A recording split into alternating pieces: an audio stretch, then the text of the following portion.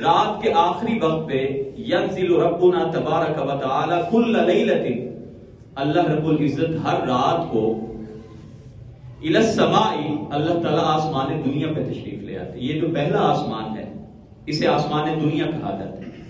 آسمان دنیا پہ اللہ تعالیٰ تشریف لے آتے ہیں حین یبقى ثلث اللیل، جب رات کا بقیہ 1/3 بچ جاتا ہے. سمجھیے کہ رات کے آخری پہر میں یقول، اللہ تعالیٰ فرماتے ہیں من یدعونی فاستجیب لہ، کون ہے جو مجھ سے دعا کرے میں اس کی دعا کو قبول کروں. من یسألنی فاعطیہ، کون ہے جو مجھ سے کوئی چیز مانگے میں اس کو عطا کروں. کون بندہ ہے جو مجھ سے گناہوں کی معافی مانگے میں اس کے گناہوں کو معاف کر دوں. اور اس تہجد کی نماز کے بارے میں تو اللہ کے نبی پاک نے فرمایا علیکم بقیام اللیل، جو رات کا قیام ہے نا اس کو اپنا معمول بناؤ. فإنہ دأب الصالحین قبلکم، یہ تمہارے پہلوں کی روش رہی ہے. وَإِنَّ قِيَامَ اللَّيْلِ قُرْبَةٌ إِلَى اللَّهِ، یہ پڑھنے سے اللہ کی تمہیں قربت میسر آ جائے گی، گناہ معاف ہو جائیں گے.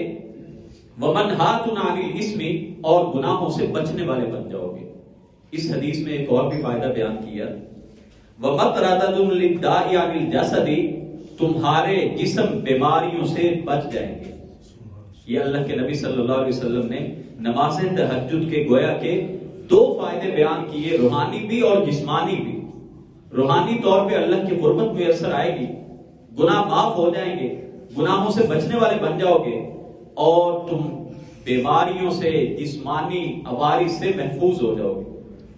تو اللہ تعالیٰ اگر توفیق دے دے، جتنے نوافل بھی ہم پڑھنا چاہیں، جتنی توفیق مل جائے. اکثر سوال پوچھا جاتا ہے کہ اس کا وقت کیا ہے. ایک آدمی رات 10-11 بجے آیا گھر میں، اس کی جاب اس طرح کی ہے، یا سفر سے آیا اس کا دل کیا یار روٹین میں تو میں نہیں پڑھ سکتا تو آج ہی پڑھ لوں.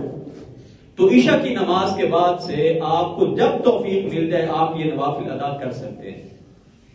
ابتدا میں نے اسی لیے عرض کیا کہ سرکار دو جہاں صلی اللہ علیہ وسلم کا معمول یہ تھا کہ آپ رات کے آخری پہر میں ان کو ادا کرتے تھے. تو افضل یہ ہے، مسنون عمل یہ ہے کہ رات کے آخری پہر میں ادا کیا جائے ان نوافل کو. ایک اور اکثر سوال پوچھا جاتا ہے کہ ایک آدمی نے رات کو وتر پڑھ لی ہے، رات کو اس کو جاگ آ گئی، روٹین نہیں تھی، سوچ کے سویا تھا کہ بس میں نے وتر پڑھ لی ہے، اب فجر کی نماز ہی اٹھ کے پڑھوں گا. اللہ نے توفیق دے دی تو اٹھے ہیں تو آپ 2 یا 4 جتنی بھی رکعات آپ پڑھنا چاہتے ہیں آپ پڑھ سکتے ہیں. نماز وتر کے بعد اللہ کے نبی صلی اللہ علیہ وسلم سے ویسے بھی 2 نفل پڑھنا ہی بہت ساری روایتوں سے ثابت ہے. تو اس کے لیے پہلے 1 رکعت پڑھ کے اور پھر دوبارہ سارے نفل پڑھ کے پھر دوبارہ سے 1 وتر پڑھنا یہ درست عمل نہیں ہے. وجہ اس کی یہ ہے کہ جب آپ نے 1 وتر یا 3 وتر پڑھ لیے تو ہماری پورے دن کی جو نماز ہے وہ طاق تو ہو گئی، وتر تو ہو گئی. تو وتر ہونے کے بعد ہم 2 یا 4 رکعات جتنی بھی پڑھیں گے تو نماز تو ہماری پورے دن کی اگر نفل نماز کو دیکھیں تو وہ وتر ہی تصور ہوگی نا، کیونکہ وتر ہم نے رات کو 3 پڑھ لیے تھے. اب 2 اوپر پڑھیں یا 4 اوپر پڑھیں تو وہ 3 کے بعد 2 پڑھیں یا 4 پڑھیں تو وہ 5 بنیں گے یا 7 بنیں گے. مگر اس کو معمول نہیں بنانا چاہیے. اور اگر پتہ ہو کہ میں نے تہجد کے لیے اٹھنا ہے تو پھر وتروں کو مؤخر کر دینا چاہیے اس قیام اللیل کے بعد میں پڑھنے کے لیے.